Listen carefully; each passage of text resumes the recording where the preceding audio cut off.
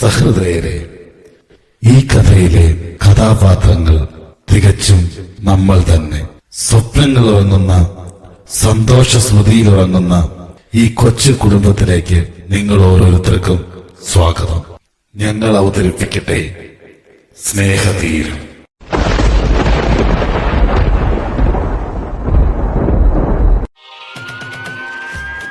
Paramedic Anderson, inbound with 65-year-old male patient. This is a stroke alert with an onset of approximately 6:0. That's 60 minutes ago.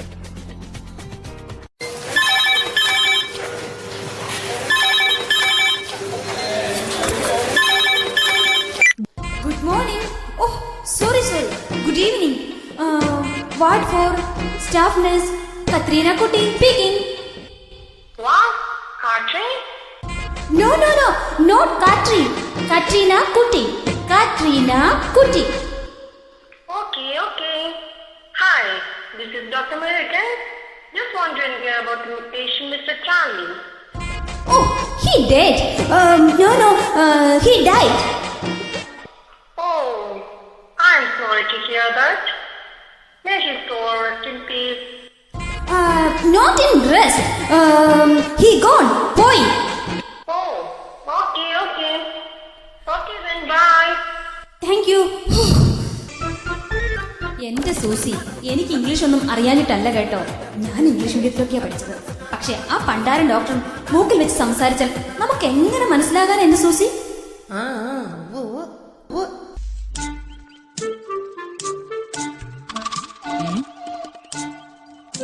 ഓ, ഇവര് പറയുന്ന എനിക്ക് മനസ്സിലാകില്ല, എന്നാലോ ഞാൻ പറയുന്ന അവർക്ക് ഒട്ടും മനസ്സിലാകുന്നില്ല. അത് മാത്രമാണോ പ്രശ്നം? ഇപ്പൊ വേണ്ടേ എല്ലാം കമ്പ്യൂട്ടറിൽ. എന്നാൽ കമ്പ്യൂട്ടർ വല്ലതും നേരെ ചെറിയ നോക്കാൻ അറിയാമോ? അതുമില്ല. ആകെ ഒരു ഫേസ്ബുക്ക് നോക്കാൻ അറിയാം. വീട്ടിൽ ചെന്ന് ഈ വിഷയമൊക്കെ കെട്ടിയവരോട് പറഞ്ഞാൽ അങ്ങേർക്ക് ഇത് വല്ലതും മനസ്സിലാകുമോ? അയ്യോ സൂസി, സമയം പോയി, നാളെ കാണാം. Okay, by. അവക്കടെ ഒരു ബൈ ബൈ.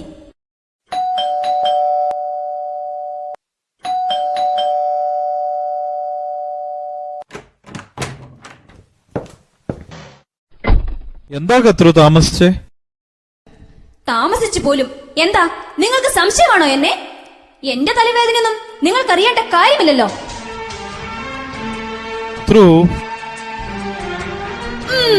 കത്രു പോലും. നിങ്ങളെ എന്ന് കെട്ടിയോ അന്ന് തീർന്നതാ എന്റെ ജീവിതം. നീ കൂടുതലൊന്നും പറയണ്ട. നിനക്ക് മാത്രമല്ലല്ലോ ജോലി. ഞാനും ജോലി കഴിഞ്ഞു വന്ന് ഈ പിള്ളേരെ നോക്കി ഇവിടെ ഇരിക്കുവാ. അതെ, നിങ്ങളുടെ ഒരു നോട്ടം. നാളെ സ്കൂൾ ഉള്ളതാ. ഇതുവരെ പിള്ളേരെ കിടത്താൻ പോലും പറ്റിയിട്ടില്ല.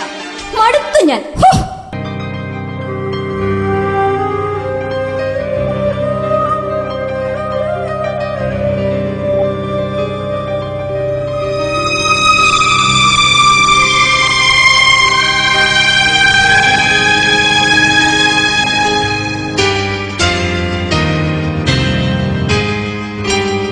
എന്റെ കത്രു എങ്ങനെയായിരുന്നു?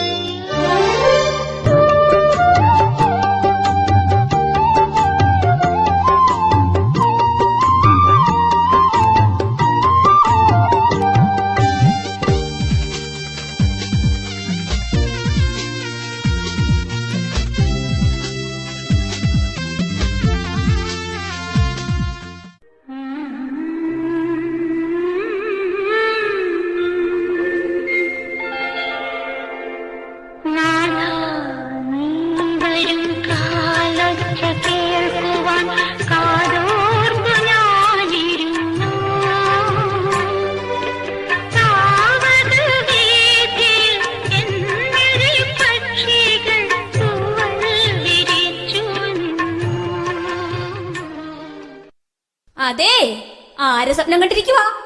ഉണ്ടാക്കി വച്ചിട്ട് പോയത് മുഴുവൻ തിന്നു തീർത്തോ? ബാക്കിയുള്ളവരുടെ 14 മണിക്കൂറും കഷ്ടപ്പെട്ട് വന്നാലും ഈ വീട്ടിലൊന്നും കഴിക്കാൻ പോലും കാണില്ല.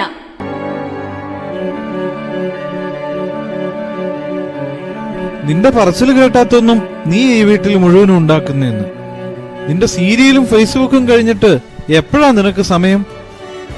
ഓഹോ, അപ്പം ഇതൊക്കെയാണല്ലേ നിങ്ങളുടെ മനസ്സിലിരിപ്പ്? ഞാൻ വല്ലപ്പോഴും ഒരു സീരിയലിന്റെ മുമ്പിൽ ഇരിക്കുന്നതാണോ നിങ്ങളുടെ കുഴപ്പം? 24 മണിക്കൂറും പണിയാൻ ഞാൻ യന്ത്രമൊന്നുമല്ല. ഈ വീട്ടിൽ ഇപ്പോൾ എനിക്കൊരു സ്വാതന്ത്ര്യമില്ല, അല്ലേ? എന്റെ ദൈവമേ, എനിക്ക് ഈ സാധനത്തിനെയാണല്ലോ കിട്ടിയത്. മടുത്തു ഞാൻ. നീ മടുത്തു അല്ലേ? നിന്നോടുള്ള സ്നേഹം കൊണ്ടല്ലേ കത്രു ഞാൻ നാട്ടിൽ നിന്ന് എല്ലാം ഉപേക്ഷിച്ച് ഇങ്ങോട്ട് വന്നത്. അതെ അതെ, അപ്പൊ എന്റെ കഷ്ടപ്പാടിന് മാത്രം ഈ വീട്ടിൽ ഒരു വിലയുമില്ല, അല്ലേ? എന്നാ ചെല്ല്. നിങ്ങൾ നാട്ടിൽ നിന്ന് പോകുന്നതിന്റെ വിഷമമല്ലേ? നാട്ടിലോട്ട് തന്നെ പൊക്കോ. ഞാൻ പോവാടി, ഞാൻ പോവാ.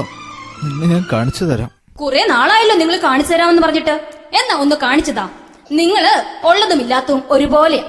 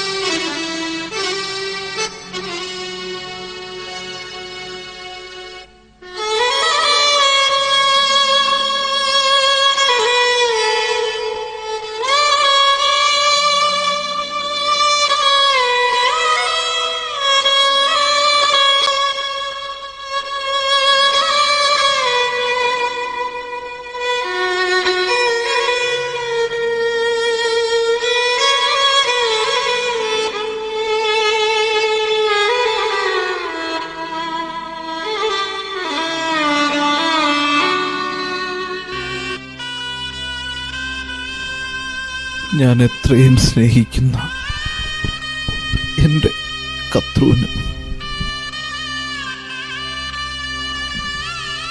എൻ്റെ ജീവനെ മറന്ന് നിന്നെ സ്നേഹിച്ചിട്ടും നീ ആ സ്നേഹം തിരിച്ചറിഞ്ഞില്ലല്ലോ കത്രു.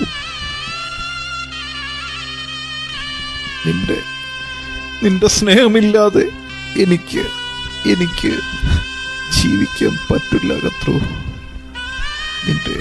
നിന്റെ വാത്സല്യം, നിന്റെ സ്നേഹം, അതെനിക്ക് ആവശ്യമാ.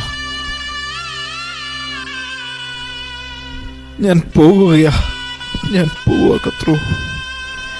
നിനക്കെന്നെ വേണ്ടെങ്കിലും നമ്മുടെ മക്കളെ നീ നന്നായി നോക്കണം എന്ന് നിന്റെ മാത്രം പൗലോച്ചായൻ.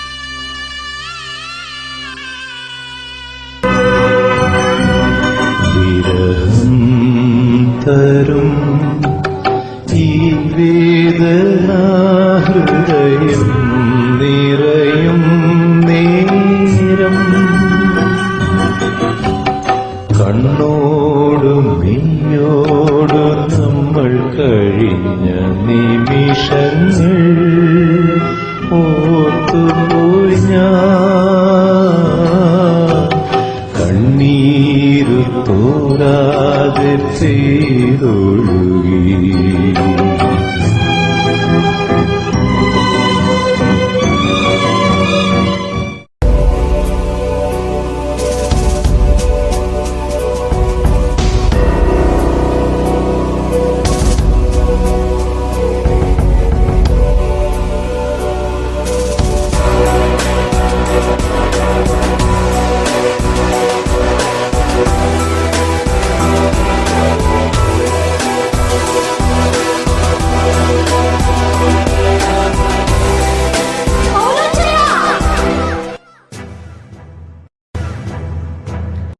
നീ വെറുത്ത ജീവിതം ഞാൻ തീർക്കട്ടെ, വിടന്നെ.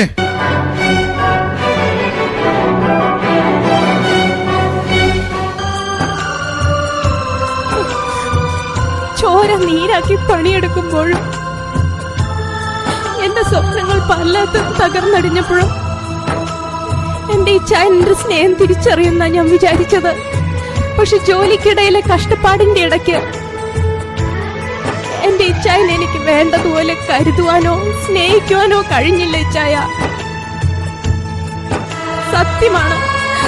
പക്ഷേ ഇച്ചായനില്ലാതെ എനിക്ക് ജീവിക്കാൻ കഴിയുമോ? അത്രയോ? ഇച്ചായ, പ്രണയം പറഞ്ഞിടാൻ വയ്യാതെ നിന്നെ ഞാൻ പ്രണയിക്കുമീ സുദിനം, നിന്നെ പ്രണയിക്കുമീ സുദിനം. പ്രണയം പറഞ്ഞിടാൻ വയ്യാതെ നിന്നെ ഞാൻ പ്രണയിക്കുമീ സുദിനം, നിന്നെ പ്രണയിക്കുമീ സുദിനം. കുടുംബജീവിതം സ്വർഗസമാനമാണ്. ദാമ്പത്യം ദൈവത്തിന്റെ വരദാനവും. സ്നേഹം മറച്ചു വയ്ക്കാനുള്ളതല്ല, മറിച്ച് പ്രകടിപ്പിക്കാനുള്ളതാണ്. എല്ലാവരും ഓർമ്മിക്കുക.